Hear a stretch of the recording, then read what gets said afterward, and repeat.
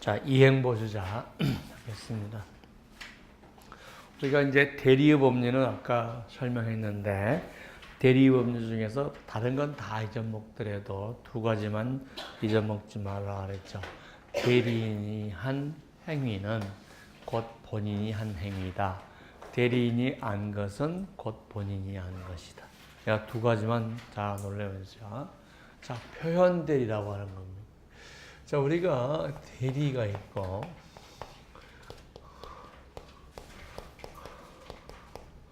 자, 무권대리라고 하는 것은 대리할 권리가 없는데 대리한 거, 이걸 무권대리라고 그래요.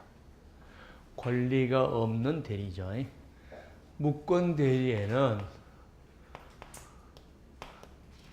표현대리가 있고, 이거를 어떤 경우는 표견대리라는 말을 써요. 왜냐하면 이것이 견자로도 읽고 현자로도 읽기 때문에 표현대리, 표견대리 그러는데, 저는 표현이란 말이 일반적이죠. 표견이란 말보다는. 그래서 표현대리라고 쓰는데, 학자들 중에서 조금 독특하게 쓰는 걸 또 아주 자기 멋있냐 하는 사람들도 있잖아요. 그럼 표견이란 말을 써요.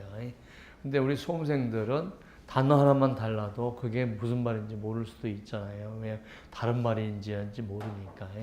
그래서 표견대리고, 협의에 무권대리라고 해요.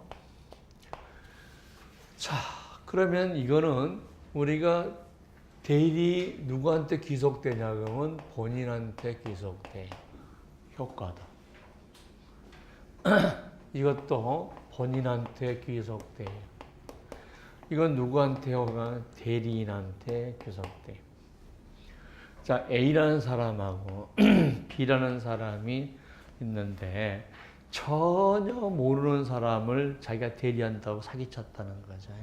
그래서 C하고 계약했다 라고 하면 이거는 A를 위한 계약이 아니라 B 자신을 위한 계약으로 본다는 거죠. 이게 협의의 무권대리예요.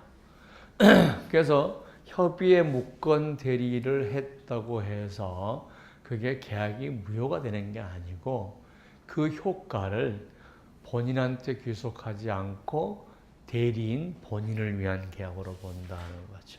무슨 말이겠죠? 그래서 이거는 대리인 자신을 위한 계약으로 본다는 거죠. 근데 표현이 대리라고 하는 것은 뭐냐면, 자, 실질적으로 대리권이 없어요. 그런데 대리권이 있는 양 표현되고 있다는 거죠. 대리권이 있는 양 표현되고 있다는 거죠. 자, 한번 생각해 봅시다. 보험자가 있고 표현 대리인이 있다고 생각해 보죠. 그 다음에 계약자가 있다. 그러면 이 사람은 대리권이 없어요. 근데 대리권이 있는 양, 모양, 대리권이 있는 모양새를 가지고 있고, 이 모양새를 갖게 된 이유를 봤더니 이자의 귀책 사유다라는 거예요. 그리고 이 계약자가 선의로 대리권을 있다고 믿었다는 거죠.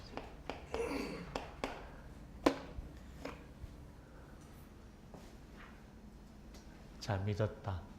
예를 한번 들어볼게요. 자, 트럭이 있어요. A의 소유고 등록원부상도 A로 해놨어요. 그런데 여기 골재상에서, 묻은골재라는 골재상에서, 형님 제가 이거 묻은골재라고 좀 하고 다닐게요. 그래 영업이 잘 될 것 같으니까. 그래서 술 먹으면서 그래라 그랬어요. 그래서 묻은골재라고 하고 다니고 무등골죄라고 얘기하면 생기면서 일을 하고 있단 말이야. 그러면 무등골죄라고 표현이 됐잖아요. 그죠? 근데 실제로는 전혀 실제적 관계는 없으니까 대리권은 없는데 무등골죄라고 대리권이 있는 양 모양새를 갖췄고 이 모양새를 갖춘 데서 누구의 책임이에요? 이 사람이 허락한 거죠. 그리고 제3자가 대리인이라고 믿었다면 누구를 보호하기 위해서? 이자를 보호하기 위해서 대리권이 있는 것과 똑같이 처리한다는 거죠.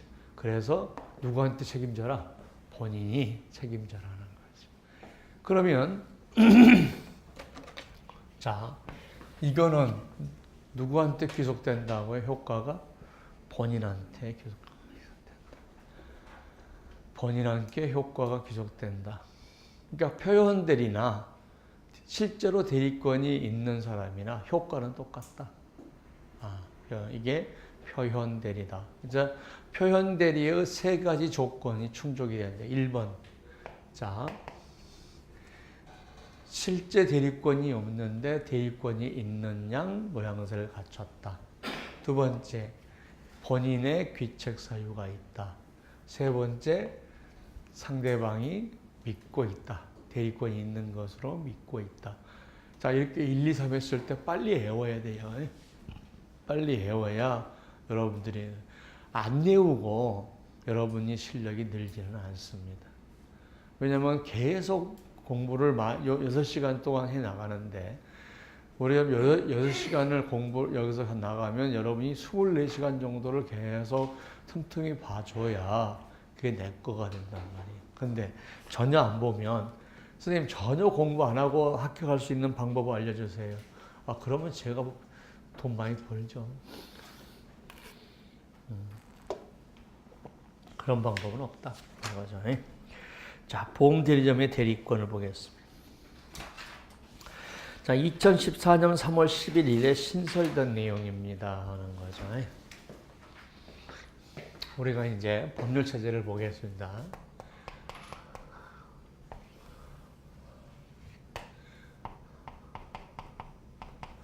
사법 중에서 가장 넓은 법이 민법이에요. 적용 범위가 대한민국 전 국민 또는 대한민국 국토. 그러니까 민법보다 사법 중에서 민법보다 더 넓은 법이 없어요. 그러면 공법과 사법이 두 개 있는데 공법은 국가가 국민에게 뭘 요구하거나 징계하거나 국가 기관에 관한 법률이 공법이고 사법은 개인, 기업을 포함해요. 그죠? 국가가 아닌 사람이 개인이니까. 개인이니까 우리가 사람만 얘기하는 게 아니라 법인, 회사 이걸 다 포함해서 개인과 개인 간의 법률 관계를 다루는 걸 사법이라고 해요. 그러면 사법 중에서 가장 넓은 법이 민법이에요. 그러니까 민법보다 더 넓은 게 없어요.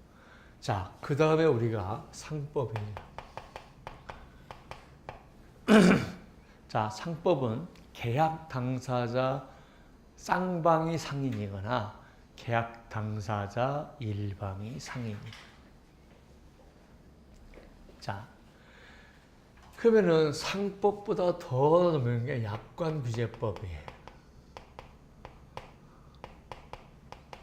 상인 중에서 약관을 사용하는 거죠. 그러니까 거래 관계에 있어서 약관을 사용하는 상인. 그럼 보험이나 은행이나 다 약관을 사용하죠. 은행도 통장 보면 거래약관이라고 돼 있죠. 그런 약관을 사용하는 상인. 자, 이게 약관규제법이 적용되는 거죠. 자, 그러면은 자, 상법 안에가 사편이 보험계약편인데요. 이 보험계약법은 실제로 상법에 있지만 실질적으로는 약관규제법의 특별법이에요.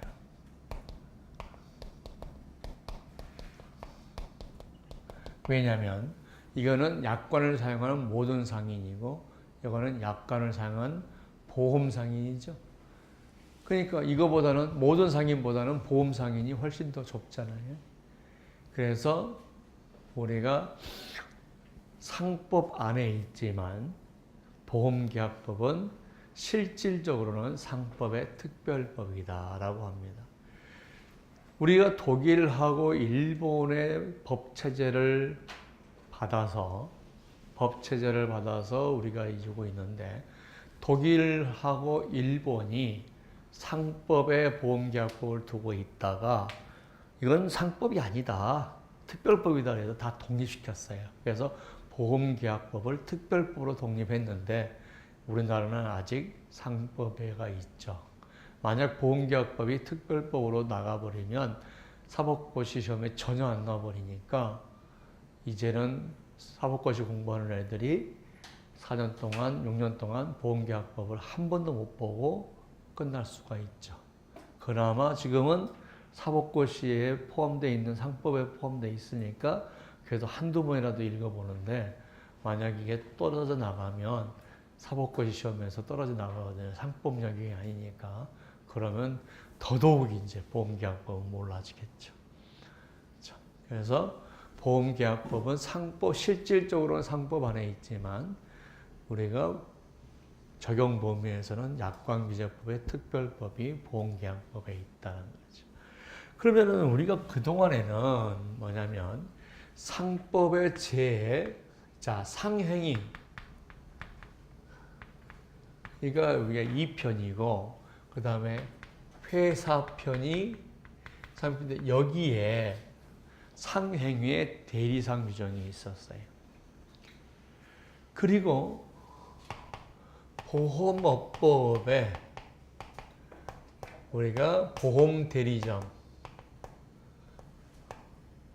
규정이 있었는데 이 보험업법은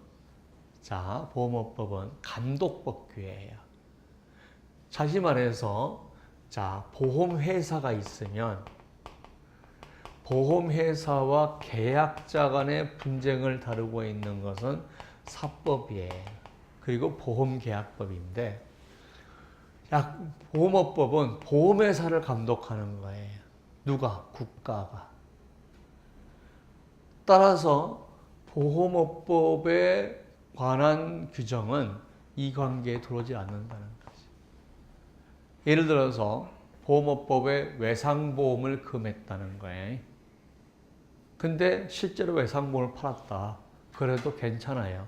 그 대신 외상보험 판매한 보험회사를 징계만 할 뿐이지. 보험업법에서. 이렇게 있다 보니까 보험대리상 규정이 여기서 준용하니까 너무 좀 힘들거든요. 그래서 2014년에 개정해서 2015년 3월 달에 보험대리점 규정이 설계사 규정이 신설된 거죠. 어디에? 보험계약편에. 상법의 보험계약편에. 거기 한번 볼까요? 줄 거서 봅시다. 보험료 수령권 있다는 거죠. 그 다음에 보험증권 교부권이에요. 교부권이라는 말을 옆에다가 발행권이 아니다는 거죠. 보험증권을 보험자가 발행한 보험증권을 계약자에 대해 전달하는 게 교부지. 그죠? 보험증권을 발행할 수 있는 건 아니에요. 왜냐하면 보험증권 발행은 누구의 직인이 있어야 돼요? 대표이사의 직인이 있어야 되죠. 대표이사의 직인이. 그 다음에 의사표시를 할 수 있는 권리, 그 다음에 의사표시 수령권이에요. 보겠습니다. 보험자가 있고 보험대리점이에요. 그 다음에 계약자나 피보험자네. 근데 이걸 첫 번째 고지를 했는데 내가 전달하지 않았다는 거죠. 대리점은 뭐가 있다는 거죠? 고지 수령권이 있다. 의사표시 수령권이 고지 수령권이에요. 그래서 의사표시 수령권을 보면 자, 계약자로부터 청약, 고지, 통지, 해지, 취소 등 계약관계에 대한 의사표시를 수령할 권리를 갖는다라고 하는 거죠. 그러니까 보험대리점이 안 것은 누가 한 것이다? 보험자가 안 것이다는 거예요. 그러면은 자 직업이 변경됐다는 것을 통지를 했어요. 누구한테? 대리점한테. 근데 대리점이 전달하지 않았어요. 그래도 보험 대리점이 안 것은 곧 보험자가 안 것이기 때문에 결국 계약자는 통지를 한 것이 된다는 거죠. 통지를 한 것이 된다. 자, 그 대표적인 걸로 자,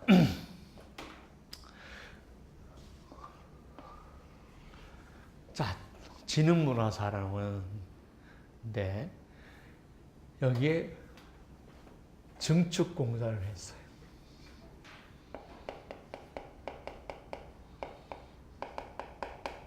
증축공사를 하면서 화제가 어떻게 됐냐면 여기에 이렇게 간판이 서져 있었어요. 이 간판이 이 증축공사 하는데 방해를 되니까 띄어야 돼요. 근데 이 간판이 한 10년 되니까 볼트가 이게 안 되는 거예요. 다. 그래서 용접기를 이용해서 이걸 녹이는 거죠. 뒤에 고정되어 있는 것을. 근데 용접을 할 때 불꽃이 튀어서 여기에 닥트가 있었어요. 닥트. 공기통. 그 닥트로 불꽃이 튀었는데 그 닥트 공기통에 먼지가 이렇게 쌓여 있었던 거예요. 그래서 불이 났는데 그분 말에 의하면 전 건물에 불이 커지는데 30초도 안 걸리더라고요. 예, 먼지가 탁 하면서 가니까 자, 그래서 손해가 10억이 넘게 났는데 보험회사는 통지 의무 위반으로 보험금 못 주겠다는 거예요. 왜? 15일 이상의 수리를 했을 때는 할 때는 보험회사한테 통지하라고 했는데 통지를 안 했다는 거예요. 근데 결국 보험금 받았어요. 어떻게 받았냐는 거예요. 어? 어떻게 받았냐? 제가 대화하는 과정에서 뭐라 하는데 자, 안록 대리점이라고 보험회사의 대리점이 공사하는 데 왔었대요. 그래서 뭐라고 했겠냐 그랬더니 고습초고 같대요. 그러면서 보험이 증축되면 건물값 올라가니까 보험가액을 보험 금액 올려야 됩니다라고까지 하러 갔대요. 그래서 그 대리점을 만나서 그랬냐 그랬더니 다 써주더라고요. 왜? 거기 꽤 큰 회사니까 써주는 거지. 자, 그리고 나서 너 뭐냐 했더니 보험 대리점이래. 자, 대리점이 안 건 누가 한 거예요? 보험자가 한 거죠. 그 대리점이 왔다 간 날로부터 30일이 넘었었거든요. 그래서 그 대리점이 안 날로부터 지금 2달이 넘었다. 그러니까 해지 못한다. 그래서 주장을 해서 결국 12억 원이 나간 거예요. 12억이 나갔더니 이 사람들이 대뽀가 쓰네. 12억 돈도 아니야. 어이씨.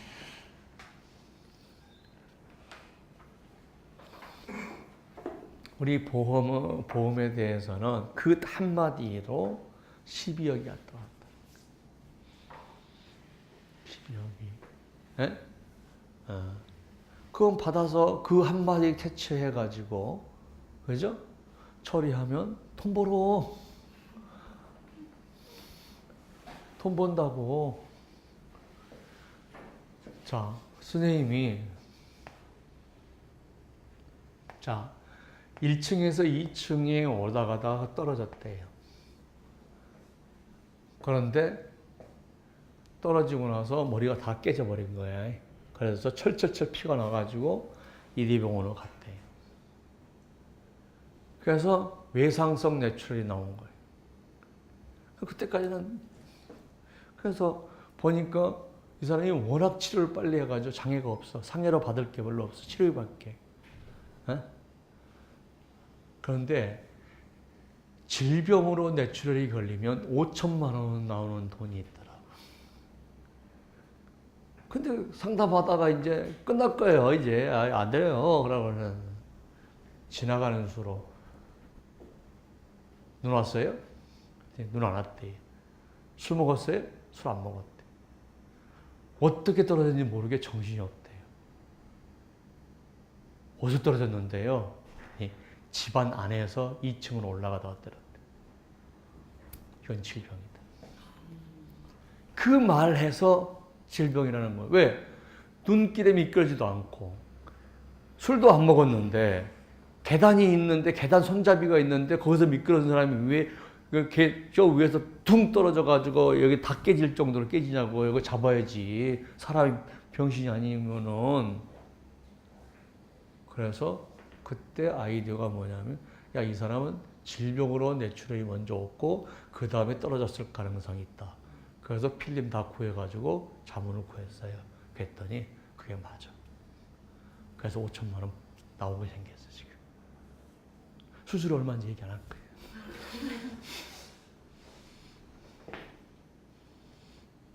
그 사람은 지금 1년 전 사고를 못 받아갖고 이제 포기하고 있는 거를 지금 받았단 말이에요. 받았단 말이에요, 지금.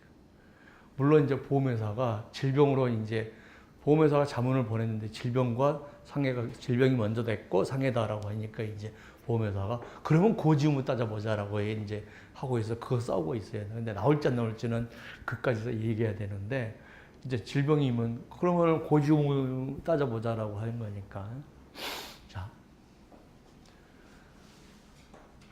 자, 보험 대리점이 안 거는 누가 한 거다 이거죠. 이거 시험 문제 나왔어. 지금 요 문화사건. 보험 대리점이 방문해서 건축 중이라는 걸 알았다. 그리고 1개월이 지났다. 해지할 수 없다. 시험 문제 나왔다. 대리점이 한 것은 누가 한 것이다. 근데 설계사는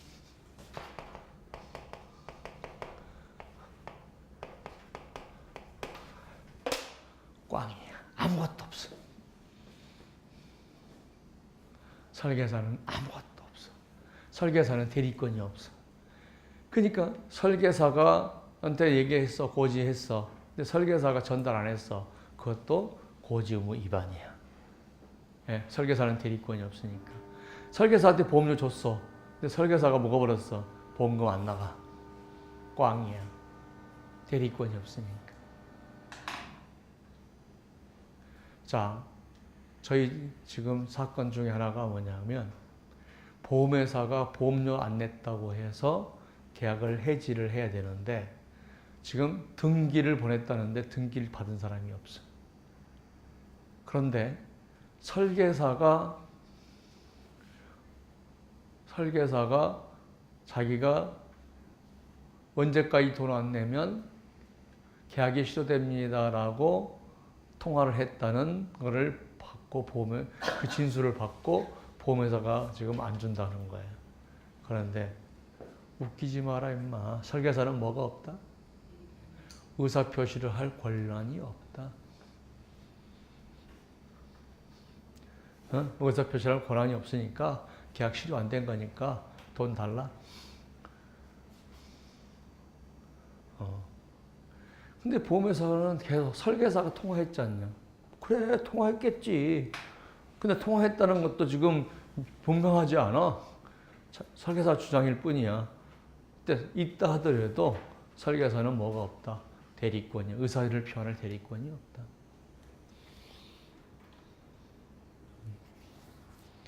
자, 굉장히 여러분들이 간단한 논리 같지만 실무상에서 문제는 뭐냐면 이 논리를 가지고 어마어마한 많은 사건을 처리하는데 보험계약법 시간에 외우고 시험 보고 나면 다 까먹어.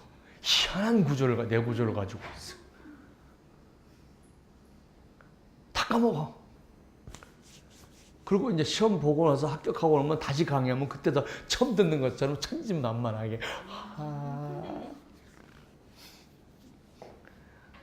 그렇게 천진난만할 수 없어요. 처음 들어요.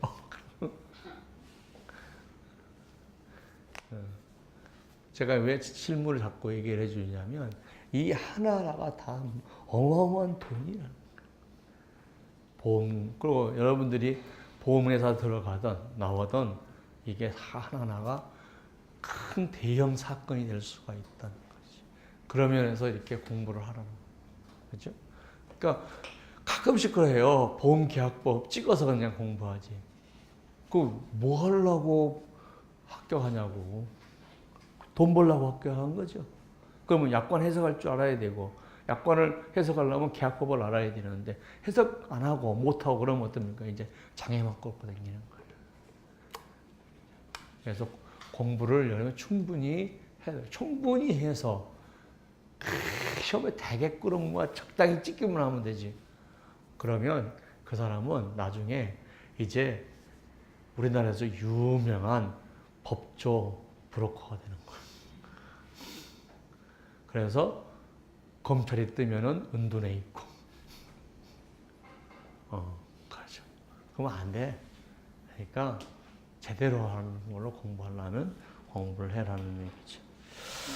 대리권 제한. 자, 그래서 우리 상법에는 이제 보험 대리점에 대한 권한을 규정했죠. 보험자를 위해서 의사표시를 할 수 있는 거. 그 다음에 계약자 의사표시를 받을 수 있는 거. 대리점은. 자, 그러면 우리 물어볼게요. 보험회사는 대리점을 선호하겠어요? 설계사를 선호하겠어요? 그렇죠. 생명보험회사는 설계사가 없어요. 대리점이 없어. 대리점이 없어. 그러니까 설계사냐 대리점이냐 물어봐서 설계사다 그러면은 이 사람은 권한이 전혀 없다. 이렇게 생각하면 된다는 거죠. 자, 그래서 대리권의 제한 보겠습니다. 자, 보험자, 보험대리점, 계약자.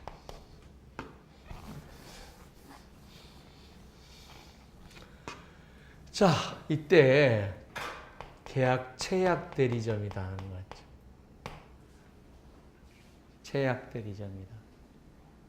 법적으로는 계약 체결권이 있다는 거죠. 근데 이 대리권을 당사자 간에 제한 가능하다는 거죠. 너는 체약대리점이 아니고 몰라. 중개대리점이다. 너는 의사표시를 수령할 권한이 없다. 너는 의사표시를 할 권한이 없다. 라고 당사자 간의 계약에 의해서 대리권 제한은 가능하다. 그런데 계약자가 몰랐다면, 뭘 몰랐다? 대리권 제한을 몰랐다면, 우리가 우리 민법에서 선이라는 것은 몰랐다는 거지. 착한 의도라는 뜻이 아니에요. 선이 몰랐다. 몰랐다면 보험자는 대리권 제한으로 이 사람한테 대항할 수 없다. 대리권 제한 사실을 얘가 몰랐다면 뭘로 보겠다는 거죠? 체약대리점으로 보겠다. 그죠? 대리권 제한 사실을 계약자가 몰랐다면 뭘로 보겠다? 고지수령권도 있고 보험료 수령권도 있고 보험증권 교부권도 있고 의사표시 수령권 할 수 있는 권한 다 있는 것으로 보겠다. 제한의 효과가 없다라고 하는 거죠. 제한의 효과가 없다. 자, 설계사 보겠습니다. 자, 설계사.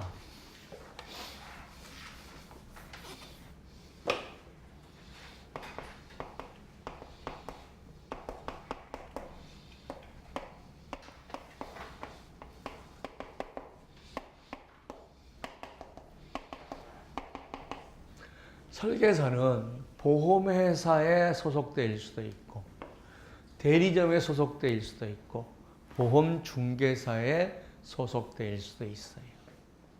모두 보험회사에 소속되어 있는 건 아니에요. 자, 대리점도 자체 설계사를 채용할 수 있고 그 다음에 중개사도 설계사를 채용할 수가 있어요.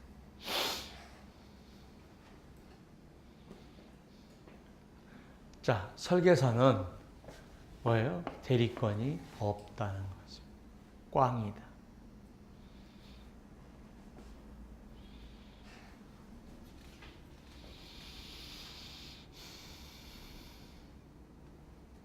그러면 설계사한테 고지했다.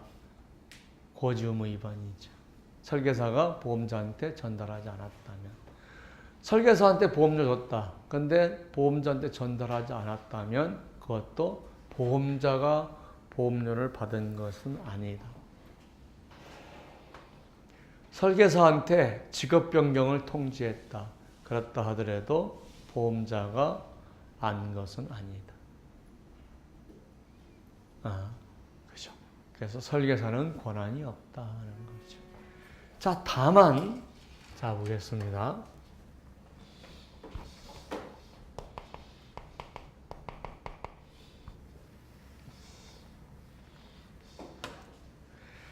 자, A라는 사람이 사장이에요. 수금사원한테 영수증을 끌어주고 가서 돈 받아오고 영수증 주라고 그랬어요. 그래서 회사에 거래명세서에 회사 대표이사 도장까지 다 찍어 있는 영수증 주고 돈 받아갔어요. 그러면 그거는 직원이 돈 받는 게 아니라 얘가 돈을 받은 거다, 사장이. 그때 이 직원은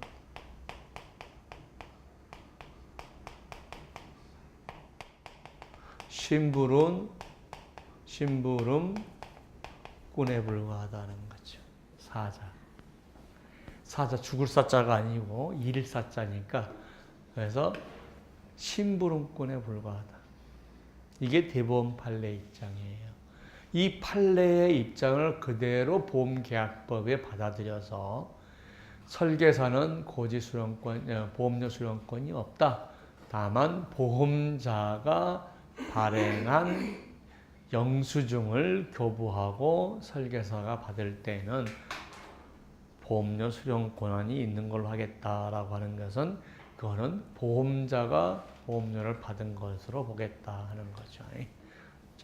그러니까 설계사는 딱 하나밖에 없다라고 보면 됩니다.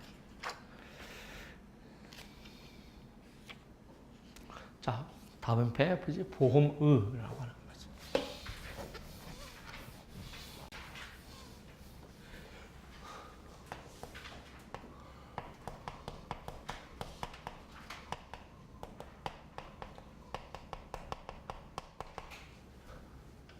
자, 우리가 진사라는 말을 썼어요. 자, 진사라는 말은 진단하고 조사한다는 뜻이에요. 진단하고 조사한다. 근데 엄격한 의미로는 진사인데, 진사라는 말을 일반인들이 잘 모르죠. 그래서 보험 용어를 좀 쉽게 하자 그래서 진단보험, 무진단보험으로 바꿨어요. 그러니까 옛날 판례 보면 진사란 말이 나올 수 있어요. 근데 지금은 진단이라고 하는 거죠. 그러면 어떤 게 많냐면 무진단보험이 훨씬 많죠.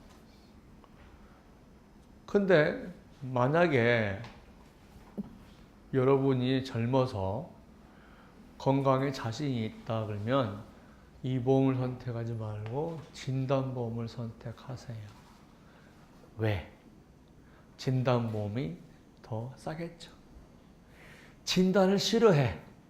그런 사람들은 아무래도 질병의 발생 가능성이 높다고 판단하죠, 보험회사가.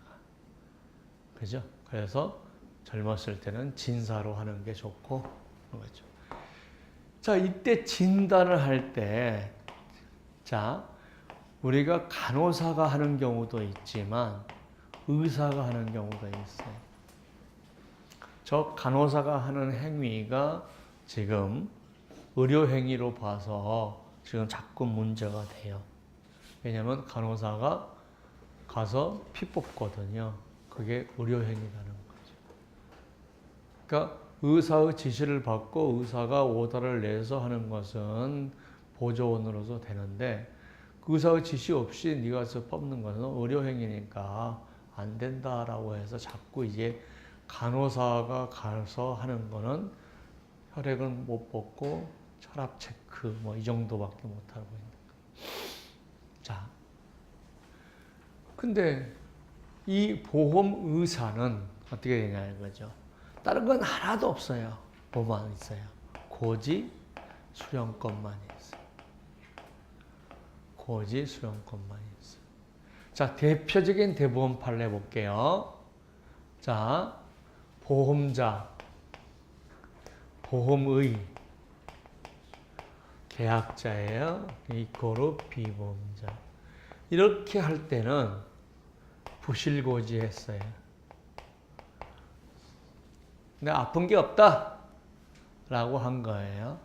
그런데 보험위한테 가서는 나는 실제로 이러이러 아프다 라고 정정고지를 했다.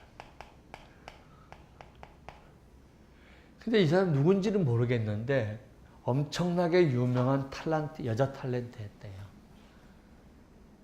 근데 저거를 보험 의사가 저거를 보험회사한테 알려주면 진료 과정에서 얻게 된 비밀을 아마 저걸 노출하면 연기 생활을 못할 정도의 그런 중병이었나 봐요. 그러니까 이 사람이 업무상 비밀 누설죄에 걸릴 것 같으니까 여기서 고지를 안 해버린 거예요. 자, 청약서에 부실고지했다 하더라도 보험계약 체결 전에 정정했기 때문에 이거는 문제가 안 된다. 두 번째, 보험의가 전달하지 않았다 하더라도 이거는 대리인이 고지 수령에선 대리인이고 대리인이 안 것은 누가 하는 거다? 보험자가 안 거니까 고지 의무 위반이 아니다라고 판결이 났어요. 아주 유명한 판결이.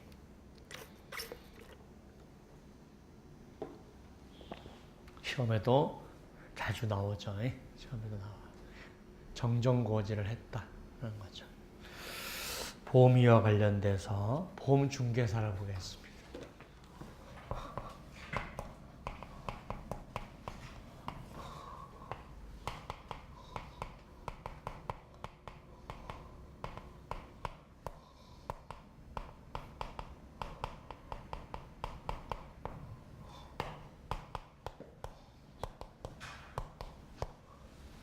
자, 보험중개사라고 했을 때 본인이 그 와이프를 통해서 보험을 드는 거하고 똑같다고 생각하세요. 그러면 와이프는 누구의 대리인이에요?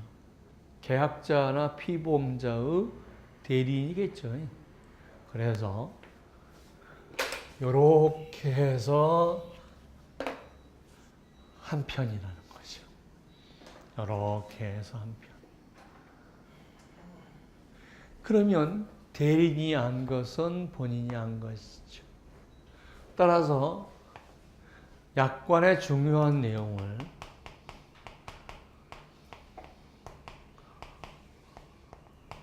대리인에게 설명했다. 그러면 곧 본인한테 설명한 거예요. 그런데 보험중개사는 전문가잖아요. 약관을 다 알고 있는 사람이다. 그러면 보험중개사가 약관을 알고 있다. 이 고를 누가 알고 있다? 보험계약자가 알고 있다. 중개사가 알고 있는 내용은 그 본인이 아는 거니까 중개사를 통해서 계약을 체결할 때는 약관의 중요한 내용을 설명할 필요가 없다. 설명할 필요가 없다. 왜?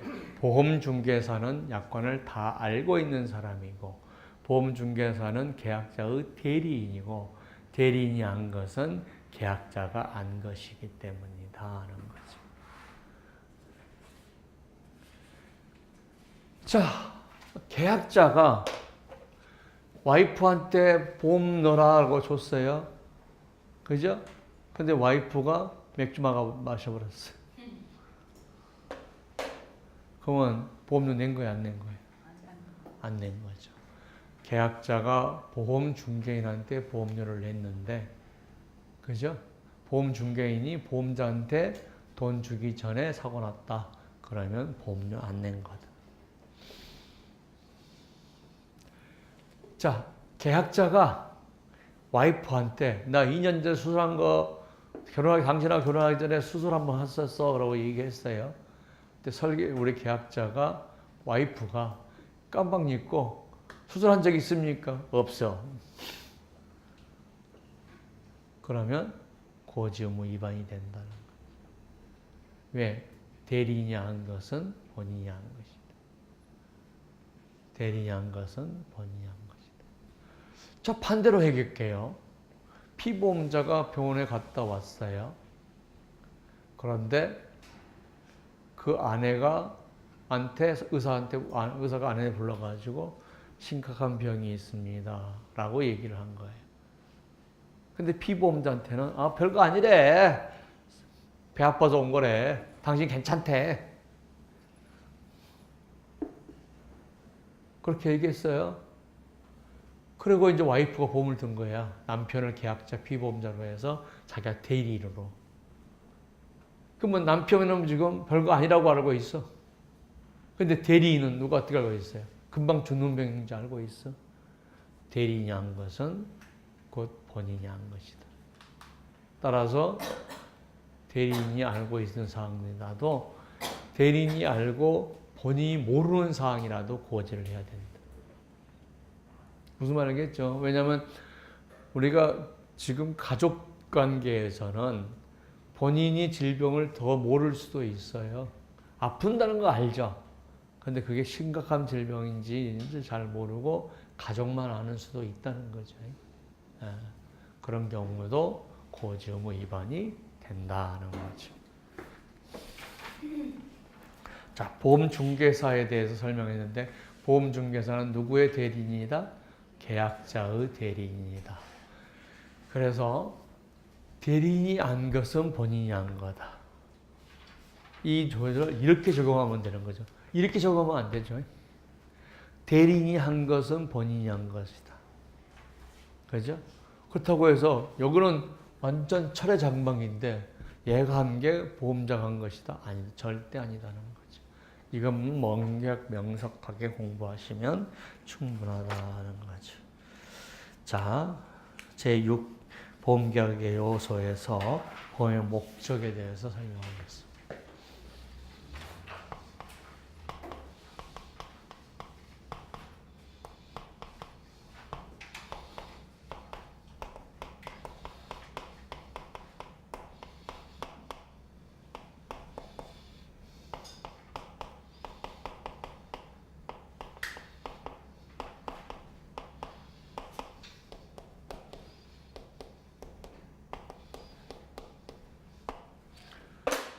자, 보험 계약의 목적 그러면 보험 계약을 체결하는 목적이 뭐냐는 거죠. 보험에 의해서 보호받기 위해서예요. 보험에 의해서 보호받기 위해서. 다시 말해서 사고 나면 손해가 발생할 거고 손해가 발생하면 그걸 보험으로 처리하기 위해서. 이게 보험계약의 목적이. 그래서 보험계약의 목적 이코로 뭐다? 피보험이익이다는 거죠. 자, 자꾸 지금 우리가 공부를 하고 있는데 처음 듣는 분들이 그때는 알 것 같은데 돌아서면 다 꼭 까먹어요. 그거였나? 저거였나? 처음 하는 분들이 아니 듣자마자 다 알고 있다 하면 전생에 손해성사였어. 그러니까 그건 아니니까 자꾸 익숙해질 수밖에 없다는 거야. 나는 프로야구 선수가 그죠? 막 홈런 때리고 막 그래서 걔는 뭐 연습을 하겠지만 그렇게 열심히 하는지 몰랐거든요. 그런데 저가 다 헤어지는데 헤어져가지고 피나니까 테이프로 감아서 또 하고 얘가 피가 다 멍이 드니까 또 테이프로 떨어고 다 그러고 하더라고. 그럼 우리 지금 그 정도는 아니잖아.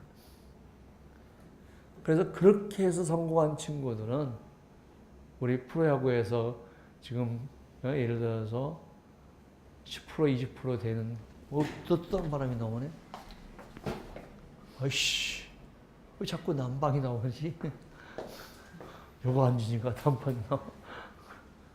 자, 그래서 보험 계약의 목적은 피보험이기다라고 자꾸 외워야 돼. 그 숫자가 없어. 그렇게 할 수밖에 없어. 그래야 자꾸 그게 보험계약의 목적 피보험이 이게 아주 바로 입이 나올 정도로 계속 반복해야 돼. 자, 우리가 반복하는 방법을 얘기할게요. 제가 고등학교를 뺑뺑이로 나왔어요. 그래서 뺑뺑이 안 나온 사람 없겠죠. 저 뺑뺑이 2기예요. 저희 선배가 1기고 저 뺑뺑이 2기인데. 근데 그때 당시에 광주에서 조금 핫바리 대학 고등학교로 간 거예요.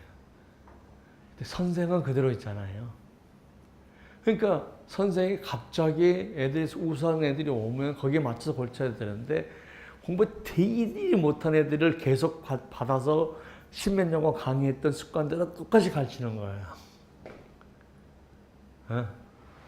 그 가장 전형적인 것이 영어 단어 300번 써오기. 해봤어요?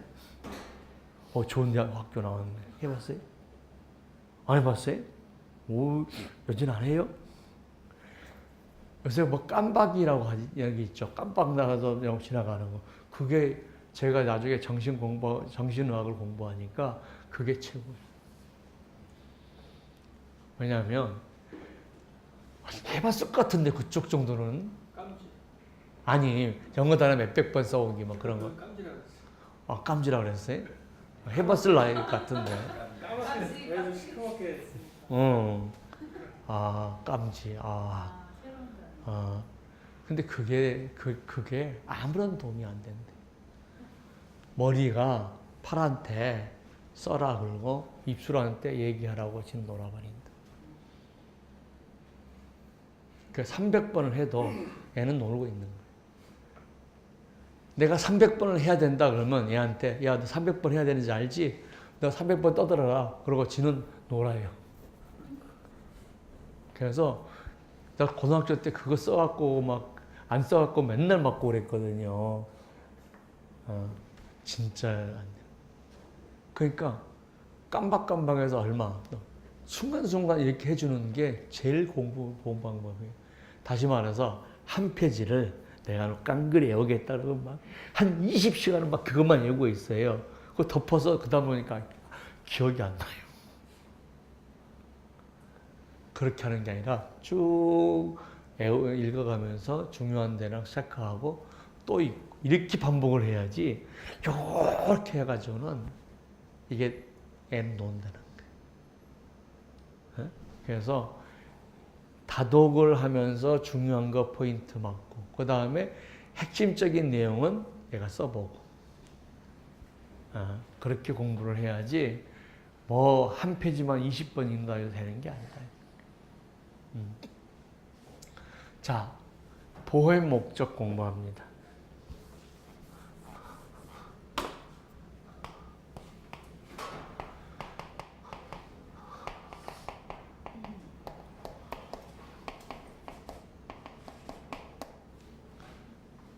자,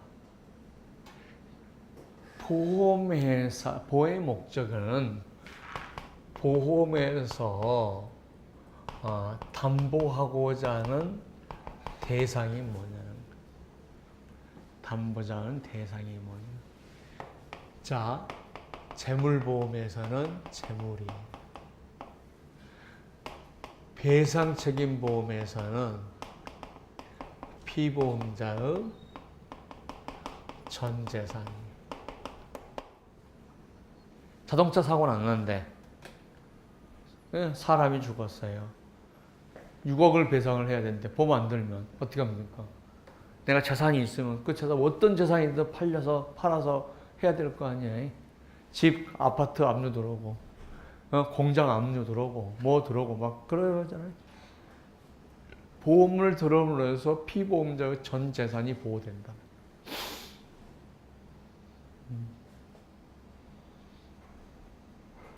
그 다음에 임보험에서는 담보하고자 하는 대상이 뭐냐? 피보험에 가입한 신체, 재물이죠. 아까 재물보험에서는 재물이 뭐예요? 보험에 가입한 재물. 그 다음에 임보험에서는 보험에 가입한 신체. 그 다음에 배상책임보험은 피보험자 전 재산. 이걸 보험의 목적이라고 한다는 거예요.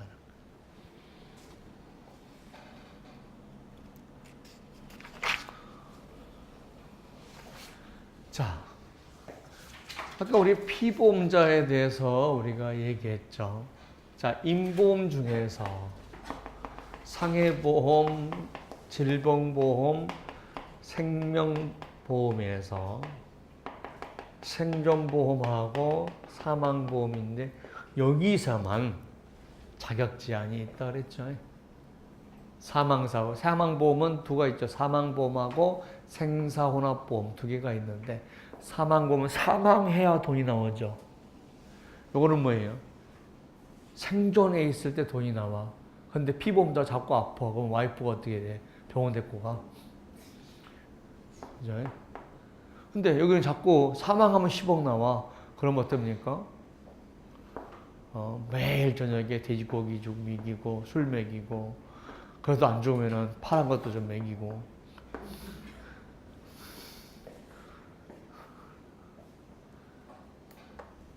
제가 지금 29부터 보상을 했으니까 내년이 딱 30년이거든요.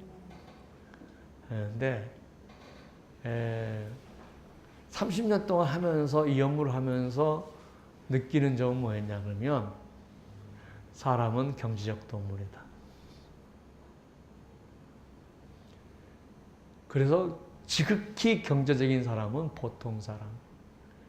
근데 조금 의리가 있고 그런 사람은 훌륭한 인격.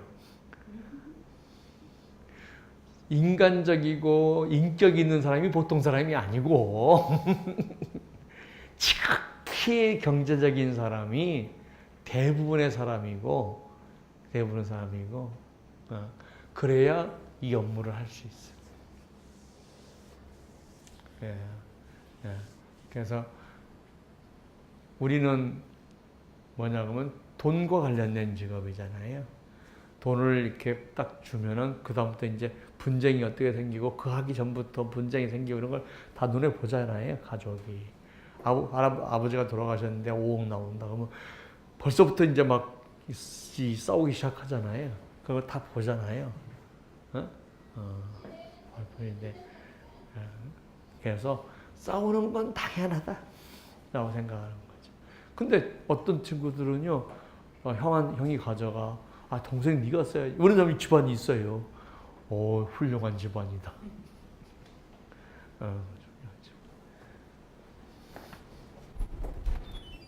자, 그래서 뭐 어디에만 피보험자 자격 제한이 있다고요? 사망에만. 자, 뭐라고 했어요? 15세 미만자. 미성년자가 아니에요. 자, 0세부터 19세까지가 미성년자예요. 15세 미만자예요.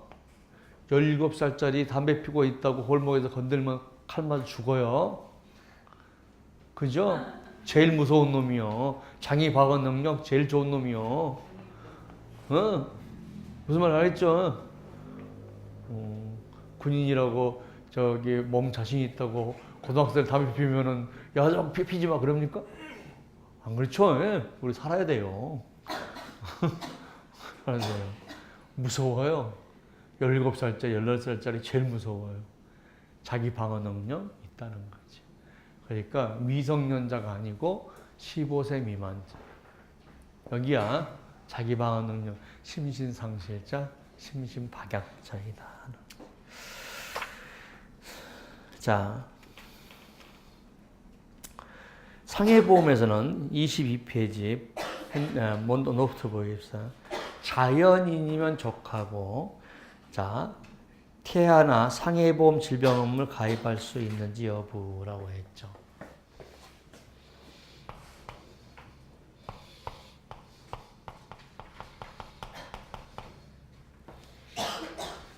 자, 태아예요.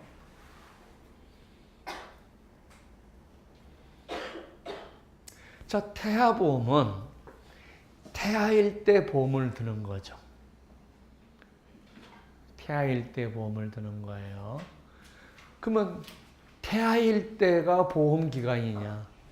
이게 아니고 지금 100세까지도 보험을 들어요. 태아일 때부터 100세까지 보험을 들 수 있어요.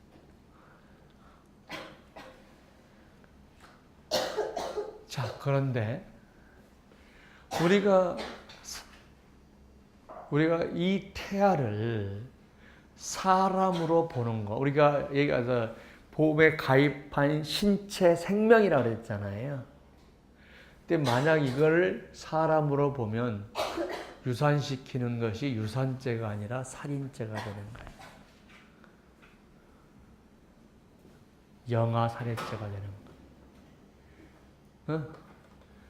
임신, 원치 않은 임신이야. 애가 셋인데 또 들어섰어. 그날 술만 잘못 먹은 거야. 예를 들어서. 그래서 키울 자신이 없으니까 떼겠다. 그러면 낙태죠. 근데 만약에 그게 사람으로 본다면 살인죄가 됩니다. 그래서 사람은 언제로 보냐?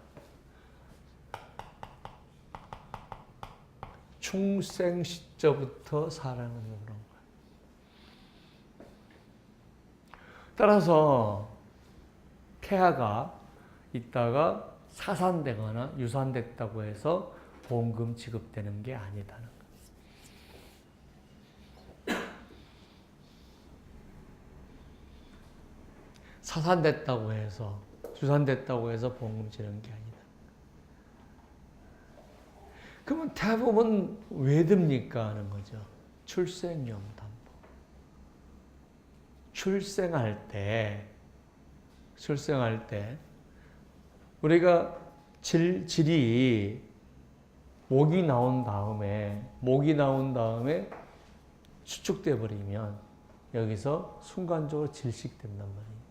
그럼 빨리 끄집어내야 되는데 못 끄집어내 갖고 하다가 얘가 뇌가 공급이 잘 안 돼 가지고 사지마비되나 뭐 식물인간이나 아니면 이렇게 돼서 다칠 수가 있다.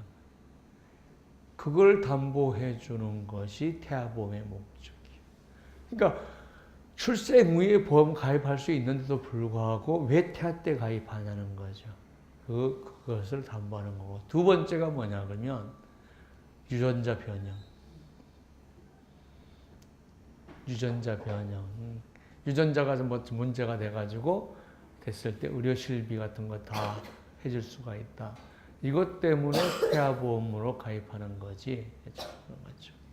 자, 그러면 태아도 보험에 가입할 수 있지만 뭘 조건입니까? 출생을 전제 조건으로 하는 거예요. 그러니까 이 사람은 예비 피보험자예요.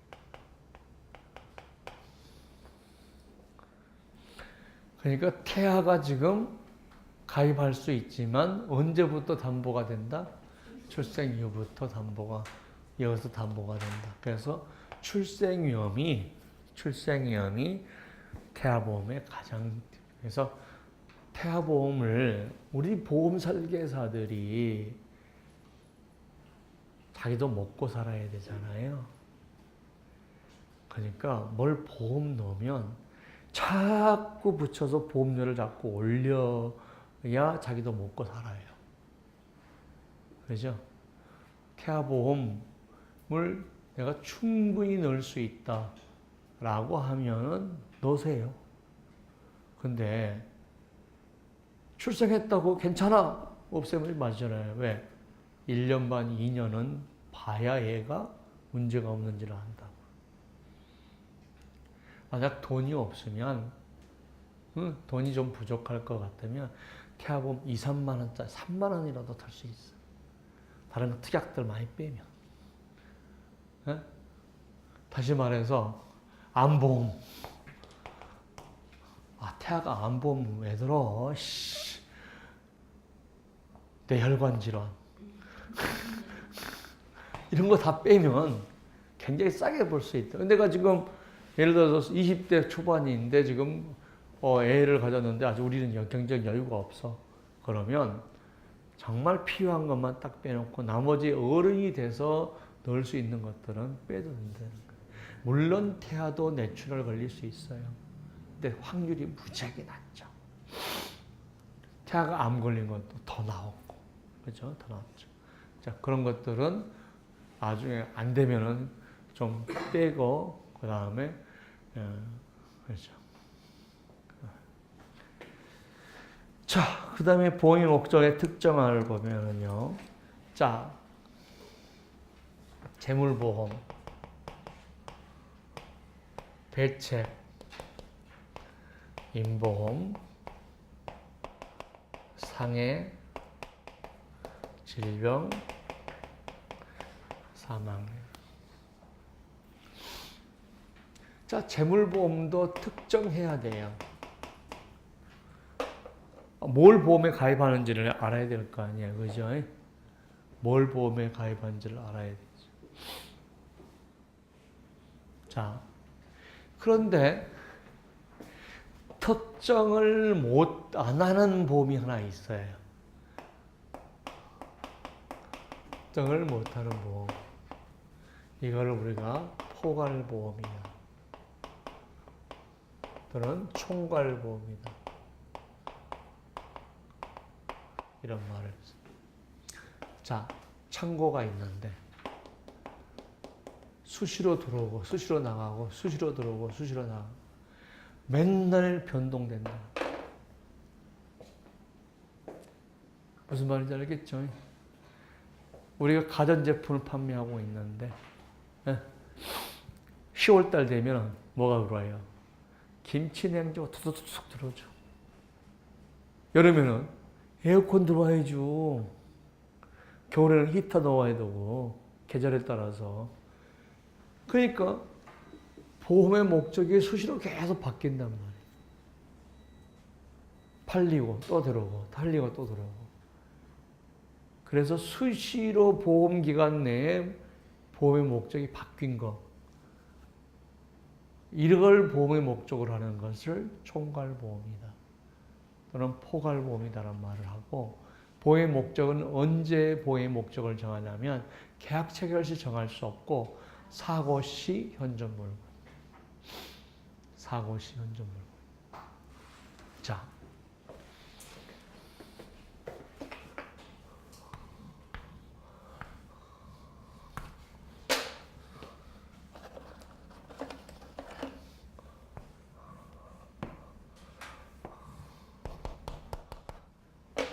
우리가 손해보험에서 가장 중요한 원칙이 이득금지 원칙이에요. 이득을 주지 않겠다는 거죠. 그 다음에 또 다른 원칙은 뭐예요? 실제 발생한 손해를 주겠다. 이거죠. 그런데 계약 체결 시에는 이만큼 재고가 있었는데 사고 당시에는 이만큼밖에 없었단 말이에요. 근데 이거를 보험을 목적으로 해서 준다 그러면 얼마만큼 이득이 생겨? 이만큼 이득이 생기죠. 이득을 안 주려면 어떨 때 보험 목적으로 해야 돼요? 사고 시 보험으로. 계약체를 할 때 이만큼이었는데 사고시는 이렇게 됐다는 거예요. 근데 이걸 준다 그러면 실제 손해를 다 못 받았죠. 사고시로 해야만이 이득금지 원칙과 실제 발생한 손해를 모두 충족할 수 있다는 거죠. 그래서 총괄보험에서는 원주하냐 사고 계약 체결 시에 현존 물건이 아니고 사고 발생 시에 현존 물건이다.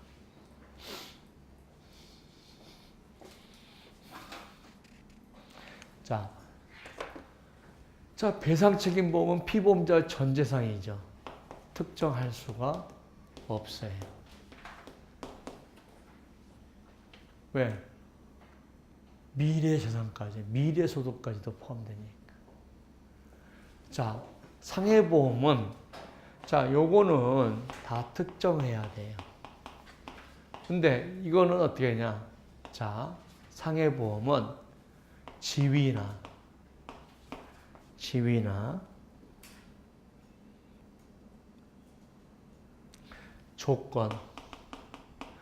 조건으로만 가입할 수가 있다. 자, 저는 이제 우리 애들을 다 키워보면서 이제 막둥이가 22살이니까 그런데 유치원이나 초등학교 다닐 때 보면 어디 놀러 가요. 근데 거기에 보험료가 400원 이렇게 붙어요. 여행자 보험 보험료가 400원. 자, 그러면 만약 피보험자마다 증권을 발행한다면 400원 받아서 증권 발행하는데 1,000원 들었어요. 안 되겠죠. 그래서 예를 들어서 화랑체육관 일동 또는 역촌초등학교 4학년 학생 이렇게 해서 몇 명, 그래서 700 몇 명 이렇게 보험을 증권을 하나를 발행해서 한단 말이에요. 그러니까 피보험자를 특정하지 않고 사고 나면 특정할 수 있는 지위나 조건만으로도 보험에 가입할 수 있다. 뭐가? 상해보험에서는. 근데 사망은 안 돼요. 왜냐하면 피보험자 자격심사를 해야 되기 때문에. 15세 미만인자, 심신상실자나 심신박약자 이거를 조사해야 되기 때문에 사망보험은 지위나 조건만 가지고 안 되고 우리가 뭘 해야 된다? 특정화를 해야 된다는 거죠.